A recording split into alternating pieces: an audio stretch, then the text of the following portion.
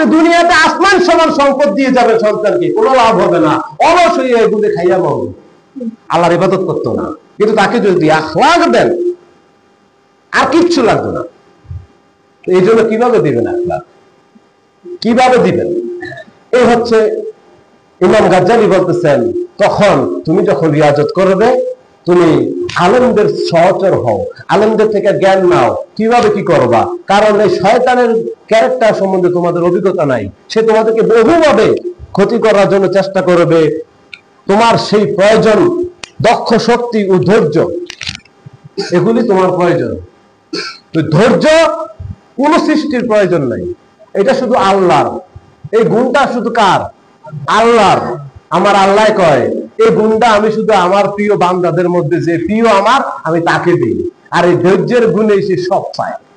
এই জন্য আমার নবীজিকে বলা হচ্ছে, ইয়া রাসূলুল্লাহ, ইমানের মূল কি? ইমান অর্থ তো বিশ্বাস, আমরা সবাই জানি, জানি না? ইমানের মূল কি? আমার নবী কয়, ইমানের মূল হচ্ছে ধৈর্য। ইমানের মূল কি? ধৈর্য। ইমানের মূল হচ্ছে ধৈর্য। আপনি যখন আখলাক বানাবেন, ধৈর্য লাগবে। আপনি যখন চরিত্র বানাবেন, ধৈর্য লাগবে। এখানে আমরা যারা আছে, কারেন্ট দিন আমাদেরকে বুঝাইতেছে, ওর আর ভাল লাগে না। টিভি সেটের সামনে যখন বসে থাকি কত মজা লাগে, মোবাইলে গেম খেলি কত কিছু, ফেসবুক টেসবুক টুইটার মুইটার কত কিছু আছে, চালাই কত মজা লাগে। হুইটটা চালাই আর এমনি চালাই, মোবাইলটা তখন এতক্ষণ একাই তো হুইটটা মোবাইলটা চালাইছি না, অনেক ব্যথা করে রে। কিন্তু মাহফিলে এটা সব অবলোকে মনে হয় যে এমনি ব্যথা করে। কিন্তু এতক্ষণ কিন্তু ওই যে মোবাইল বা টিভি চালাইলে এতক্ষণ পয়সা রয়েছে খবর থাকে না। কারণ শয়তান কয় মজা, চালাইতে থাক চালাইতে থাক, যত চালায় তত পাপ দৌড়িতেছে, হাতের কারণে হাতে ডিউটি চালাইতেছে। কিন্তু যখন আপনি আল্লাহর এই জান্নাতের বাগিচায় বসবেন, যত বসবেন তত লেখ হেতার তো ক্ষতি হইতেছে, হাতের এই ব্যবসায় ক্ষতি হইতেছে, ব্যবসা শেষ। তো এই জন্য এই কারেন্ট জিনটাকে আমরা দুর্বল করতে হবে।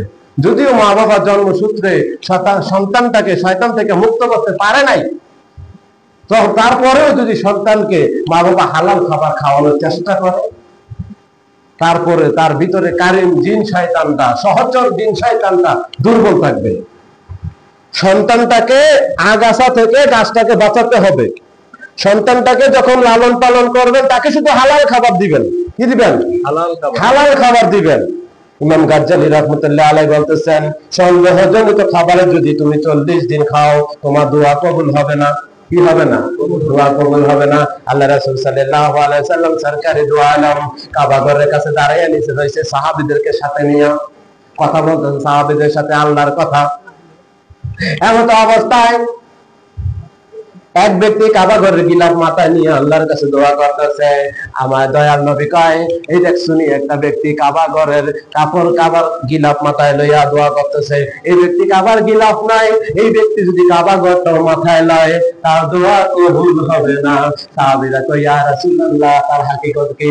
আল্লাহ রাসূল কয়, তার হাকিকত হচ্ছে তার শরীরের মধ্যে হারামে ভরা, তার দেহের মধ্যে হারামে ভরা, এই জন্য তার কাবা ঘর মাথায় নিয়ে দোয়া কবুল হবে না। কত মা বাবা আছে দোয়া করে, আমার সন্তানটার নেক সন্তান বানাইয়া দাও আল্লাহ।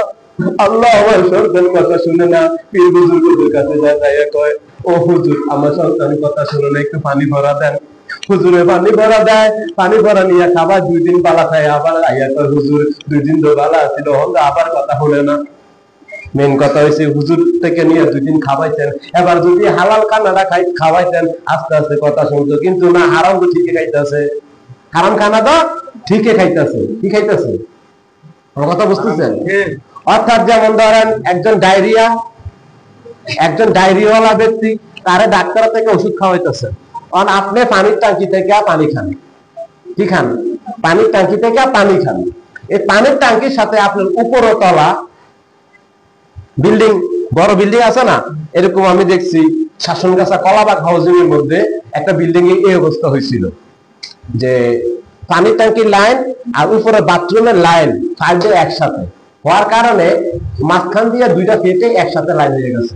এবার এদের বেশিরভাগ এদের সমস্যা, ওষুধ খাইলে বালা, ওষুধ বন্ধ করলে আবার ডায়রিয়া। আবার পানির ভিতরে একটু একটু গন্ধ হবে, তারা গবেষণা করলো, সেটার মিস্ত্রি আনলো, আইনা দেখলো যে উপরে একটা জায়গা দিয়া 2টা পাইপ খাইতে একাকার হয়ে রয়েছে, বাথরুমের ময়লা পানির সাথে তারা খাইতেছে। কথা বুঝতে পারতেছেন? তাহলে চিকিৎসা করলো ভালো হইতো না, ওই হারাম খাইতেছে। এইভাবে যদি আপনি বুজুর্গদের দরবারে পাঠান, আরে আমার পুত্র হুজুরের থেকে চলতে না দেই, দিনে 2 দিন বালা খায় আর হয়তো বালা খায় না, ওই যে পানির ট্যাঙ্কি আর বাথরুমের পাইপ দুইটা একাকার হয়ে রয়েছে, ডায়রিয়া তো ভালো হয় না, ওষুধ কাজ যতদিন ততদিন বালা, ওষুধ বন্ধ করলে আবার ডায়রিয়া। তদরূপ আপনি হারাম খানাটা বন্ধ করে দিতে হবে। এখন বলতে পারেন হুজুর বা নয়ন ফকির, আমার জীবনে কত সম্পদ আমি উপার্জন করেছি, আমি তো হালাল হারাম বাছাই করে নি, আমার কোটি কোটি টাকা। এই মুহূর্তে ধর্ম আপনাকে বলবে তা ফেলে দেন, কি করেন? তা ফেলে দেন, এই মুহূর্তে তা ফেলে দেন। এখন তো হ্যাঁ এটা কোনো কথা? আমি কোটি কোটি টাকা কামাই করছি, এখন আপনার কথা আমি ফেলে দেবো, এটা আমার কথা না। আপনি যদি মনে করেন এই কোটি কোটি টাকা আপনার সন্তানের জন্য রেখে দেবেন, হারাম সম্পদ, এই সম্পদ দ্বারা পর্যায়ক্রমে কিয়ামত পর্যন্ত আপনার বংশ বিস্তার হতে থাকবে। এই হারাম খাইয়া খাইয়া একদম শয়তানের দরজা আপনি লইব। কথা বলতেছেন? এইভাবে পীর বুজুর্গরা তাদেরকে তালিম টানকেন দিলে কোনো কাজে হবে না, কারণ তারা হারাম খাইতেছে। কি খাইতেছে? হারাম খাইতেছে। এই জন্য প্রত্যেক সম্পত্তি যখন দিবেন তো দিবেন আখলাক দেন, আর হালাল খাবার খাওয়ান। মৃত্যু সহজ কিভাবে হবে? যখন 10 বছর বয়সের পরে, 10 বছর বয়সের পরে ফেরেশতারা ইন করবে, ফেরেশতার দল। 10 বছর বয়স কি বলতেছি বলেন? 10 বছর বয়সের পরে মা বাবারা এটা আমরা সবাই কাছে ব্যবস্থা দিতে হবে। ইমাম গাজ্জালি কোরআন হাদিস দিয়ে গবেষণা করে বলতেছে 10 বছরের পরে যখন ফেরেশতারা ইন করে, তাদেরকে ইন করার জন্য জায়গা করে দিতে হবে। সন্তানের ভিতরে যখন দেখবেন অন্যায় করে, আল্লাহ রাসূল বলতেছে 12 বছর বয়স যদি হয়, সন্তান যদি অন্যায় করে তাকে বিয়ে করিয়ে দাও, আর যদি বিয়ে করার সামর্থ্য না থাকে তাকে রোজা রাখতে দাও। কি করো? বিয়ে করার সামর্থ্য না থাকে তাকে রোজা রাখতে দাও, অর্থাৎ তাকে কন্ট্রোল করতে হবে। একমাত্র রোজাই তার কারিম জিন শয়তানটাকে দমন করতে পারে, কারণ সে আপনাকে কত বালা বুড়া হারাম কোনো বাছাই করতে না, সব খাওয়াইবো। আর যখন রোজা রাখবেন, দিনটা তো রোজা, রাতের বেলা বেশিরভাগ এই গার্ডিয়ানরা থাকে পাশে, দিনের বেলায় তো সন্তানরা দৌড়াদৌড়ি করে। ওই মুহূর্তে যদি তাকে রোজা রাখান, সে উল্টা পাল্টা কোনো কিছু খাইতেও পারতেছে না, বান্ধবী বন্ধু তাদের থেকে উল্টা পাল্টা কিছু খাইতেও পারতেছে না, আর হালাল হারামেরও তার প্রয়োজন পড়ে না, সে তো রোজা। আর যখন সন্ধ্যাবেলা তো গার্ডিয়ানের কাছে আছে, এবার হালাল খাবার তাকে দেন, রোজা রাখান আর হালাল খাবার দেন, দেখবেন সন্তান ইনশাআল্লাহ নেক সন্তানে পরিণত হয়ে যাবে। আর যখন আপনি নেক সন্তান হবেন, আপনার চরিত্র, আপনার ক্যারেক্টার, আপনার আখলাক, সৎ স্বভাব ফেরেশতাদের স্বভাবে পরিণত হবে, তখন ইনশাআল্লাহ আপনার মৃত্যুটাও সহজ হবে। কারণ তখন আপনি রাসূলের সাথে প্রেমে যাবেন। কি যাবেন? প্রেমে যাবেন। একমাত্র ইশক, কি ইশক বুঝেন? প্রেম, প্রেম, একমাত্র প্রেম পারে মানুষের মৃত্যুটাকে সহজ করতে। নবী নূর না মাটি, নবী জীবিত না মৃত্যু, এগুলা যায় আসে না, এগুলা নিয়ে পারাপারি করার দরকার নাই। নবী মাটি না নূর, নবী জীবিত না মৃত্যু, এগুলো আমার কোনো কাজে আসবে না। আপনি দেখেন কোরআন হাদিস গবেষণা করেন, যারা বলে এগুলো নিয়ে দলাদলি করে তাদেরকে বলেন এগুলা কি কবরের প্রশ্ন হবে? কবরে কি জিজ্ঞাসা করবে তোমার নবী নূর না মাটি? কবরে কি জিজ্ঞাসা করবে তোমার নবী জীবিত না মৃত্যু? এগুলো জিজ্ঞাসা করবে না। হাসরের ময়দানে জিজ্ঞাসা করবে না, না জিজ্ঞাসা করবে হাসরে, না জিজ্ঞাসা করবে কবরে, না জিজ্ঞাসা করবে মিজানে, না হবে বলছে, কোথাও না, কোথাও এগুলো জিজ্ঞাসা করবে না। এগুলো হচ্ছে এই শয়তানের কারবারি। কারণ নবীর সাথে প্রেম হইয়া গেলে শয়তানের ব্যবসা শেষ, পলিসি শেষ। নবীর সাথে যখন প্রেম হইতো না, তখন শয়তানের ব্যবসা চাঙ্গা। এই জন্য শয়তানের এগুলো মন্ত্র, নবী মরা না জেতা। তুমি কোন দলে? নবী মরার দলে না জেতার দলে? তারা করবো কিতা? যারা কর নবী জেতা, ওইটা তারার নবী, ওইটা আমরা নবী না। এই কত আলেমরা কয় আল্লাহ লা হাওলা ওয়ালা কুওয়াতা ইল্লা বিল্লাহ। এই কথা বলে মারফত যারা করে তাদেরকে মন্দ বলে। কি বলে? মন্দ বলে। এখন দেখেন মারফতের দিকে যাচ্ছি। আচ্ছা বলেন তো, ছোট বাচ্চারা যখন আদর্শ লিপি পড়ে, কি পড়ে? আদর্শ লিপি পড়ে। এই বাচ্চাটা স্কুল, মাধ্যমিক স্কুল, প্রাথমিক স্কুল, মাধ্যমিক স্কুল পড়ার পরে যখন উচ্চ বিদ্যালয়, কলেজে যায়, ওই আদর্শ লিপিটা কি বাদ পড়ে? বলেন তো, কেউ বলেন? এখনো কি কেউ আছে যে কলেজে পড়ে? কলেজে পড়ছো? বলো, আদর্শ লিপি কি কলেজে বাদ পড়ছে?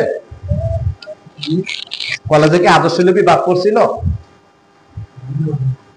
মিশে গেছে এটা। কি হয়েছে?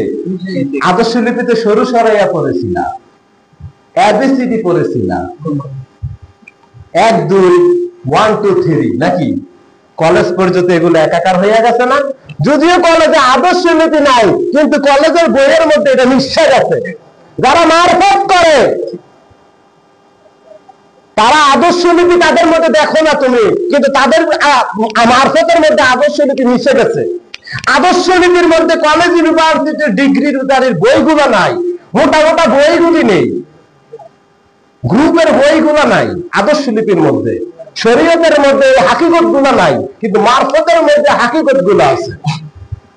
মারফত হচ্ছে খোদার ভেদ, আল্লাহর ভেদ জেনে প্রেম করে ইশকের মধ্যে ডুবে যাওয়া, তখন মৃত্যুটা সহজ হয়ে যায়। যারা মারফত করে তাদের থেকে শরীয়ত বাদ করে না। যেমন কলেজ ইউনিভার্সিটিতে পড়ে, তাকে যদি বলো সরু সরাইয়া মুখস্থ কও, সে পারে না, কিন্তু লিখতে গেলে সবই সে লিখতে পারে। লিখতে গেলে সবই সে লিখতে পারে, কারণ আদর্শ লিপি তার থেকে হারাইয়া গেছে না, তার মধ্যে মিশা গেছে। এই জন্য যারা মারফত করে শরীয়ত তাদের থেকে হারাইয়া যায় নাই, তার সাথে মিশা একাকার হয়ে গেছে। এবার মারফতে যে সে কি করে দেখেন, যে স্বামী তার স্ত্রীকে ভালোবাসে, যে সন্তান তার মাকে ভালোবাসে, যেগুলি করার প্রয়োজন নেই এগুলিও করে। যেমন ধরেন স্বামী যদি অন্য নারীর দিকে তাকায়, এটা তার পাপ হবে, তার বিবির কোনো কিছু এখানে যায় আসে না। যেমন আমার কথাও যদি বলি, আমি যদি অন্য নারীদের দিকে তাকাই আমার পাপ হবে, আমার বিবি কোনো কিছু করার ক্ষমতা আমার প্রতি তার নাই। যদি সে করতে আসে তার পাপ হবে, আমাকে শাসন করার তার কোনো অধিকার নাই। কিন্তু আমি যদি আমার বিবিকে ভালোবাসি, আমি কি করব? হায়রে, আমি যদি অন্য নারীদের দিকে তাকাই আমার বউটা মনে কষ্ট হইব, তখন আমি তাকাইতাম না। অর্থাৎ যেটা প্রয়োজন নাই এইটাও করবো নাকি? তদুরূপ যে বান্দাটা মারফতে আল্লাহর সাথে প্রেমে ডুবে গেছে, শরীয়তের আইন নামাজ রোজা করা, তাহাজ্জুদ নামাজ না পড়লে গুনাহ হইতো না, কিন্তু বান্দারা কি করব? তাহাজ্জুদ পড়লে তো আমার মাওলা খুশি হইব, আমি তাহাজ্জুদ করব। নফল রোজা রাখলে তো মাওলা খুশি হইব, আমার মাবুদের খুশি করার দরকার, আমার মাবুদের রাজি খুশি করার দরকার। আমি নফল রোজা রাখতে থাকি, আমি সালাতুদ দুহা আদায় করি, সালাতুল ইশরাক আদায় করি, বেশি বেশি নফল নামাজ আদায় করি। রাসূলুল্লাহ সাল্লাল্লাহু আলাইহি ওয়াসাল্লামকে, আল্লাহ আমি তো তোমার সাথে কত কথা বলতেছি, আমার উম্মত তোমার সাথে কিভাবে কথা বলবে? আল্লাহ কয়, আপনার উম্মত যদি কোরআন পড়ে আমার সাথে কথা বলা হয়ে যাবে। তাহলে ওই বান্দাকে বেশি বেশি কোরআন পড়ে মাবুদের লাগে কথা বলি। এই হচ্ছে মারফত, এই হচ্ছে কি মারফত। অর্থাৎ আদর্শ লিপি কলেজ ইউনিভার্সিটিতে বাদ পড়ে না, মিশে যায়। যারা মারফত হাকিকতে আল্লাহর সাথে প্রেম করে তাদের থেকে শরীয়ত বাদ পড়ে না, তারা শরীয়ত মিশে গেছে তাদের সাথে, শরীয়ত থেকে তারা এক কদমও সরে দাঁড়ায় না। আর যারা বেয়াদব চরিত্রহীন তারা মারফতের নামে অন্যায় করে, তারা মারফতের নামে অন্যায় করে, আর তাদের কারণে আবার ভালো মানুষেরও বদনাম হয়, তাদের কারণে ভালো মানুষেরও বদনাম হয়। তো এই জন্য বুঝতে হবে যে যারা হাকিকতে মারফত করে তাদের থেকে শরীয়ত বাদ যায় না। যেমন কইরা কায়দা পড়ে, কায়দা পড়ার পরে কোরআনে হাফেজ হয়েছে, তার থেকে কায়দা বাদ পড়ে নাই, কারণ 29টা হরফ কায়দার মধ্যে পড়েছে, কোরআনে হাফেজ হয়েছে, ওই 29টা হরফ কোরআনের মধ্যে আছে। 29টা হরফ ছাড়া কোরআন নাই, 29টা হরফ ছাড়া কোরআন আছে? 29টা হরফ কায়দার মধ্যে পড়ছে, কিন্তু এই 29টা হরফ ছাড়া কোরআন নাই। একজন হাফেজের কাছে কায়দা কিন্তু এখন বাদ করে নাই, যদি এখন হাফেজ আর কায়দা ধরে না, কিন্তু কায়দা তার মধ্যে এখন ঢুকে গেছে, কায়দা তার মধ্যে ঢুকে গেছে। তদ্রূপ যে মারফত করে হাকিকতে, সে শরীয়ত যদি তার মধ্যে নাও দেখেন, শরীয়ত সে বাদ ধরে না, তার কাছে পুরোপুরি শরীয়তে আছে। তাহলে যে মারফত করে তাকে আপনি মন্দ বলার অধিকার নাই, কারণ সে পূর্ণরূপেই শরীয়তকে নিয়ে অতিক্রম করে মারফতে ডুব দিয়েছে, অর্থাৎ তার মধ্যে শরীয়তের বরখেলাপ নাই। তাকে যদি বলেন যারা মারফতি করে তারা শরীয়ত করে না, ভুল হবে। কারণ যারা মারফত কলেজ ইউনিভার্সিটি পড়ে তার কাছে তো আদর্শ লিপি মিশে গেছে, মুখস্থ জিজ্ঞে তার থেকে জানার কি আছে? এখন আপনি শরীয়ত জিজ্ঞেবে মারফত আজকে এই সূরাটা কোনছেন,